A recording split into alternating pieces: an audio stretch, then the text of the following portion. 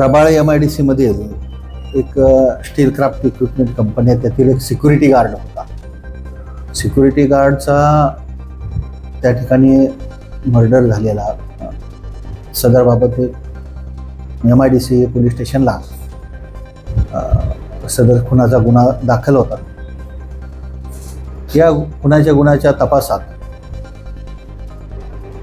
त्या कंपनीत काम करणारा जो कामगार आहे मोहित शीतल चौबे, त्या कामगाराने त्याच्यावर एक जड आणि बोथट वस्तूचा मार देऊन त्याचा खून केल्याचं निष्पन्न झालेलं आहे.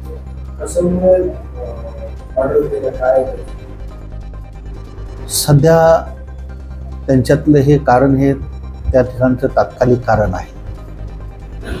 तो सुट्टीच्या दिवशी त्या दिवशी तो कामावर गेलेला होता, त्याच्यावरून त्यांची विचारपूस झाली आणि त्याच्यातून आत त्यांच्यात भांडण होऊन त्याने हा सदरचा खून केलेला आहे.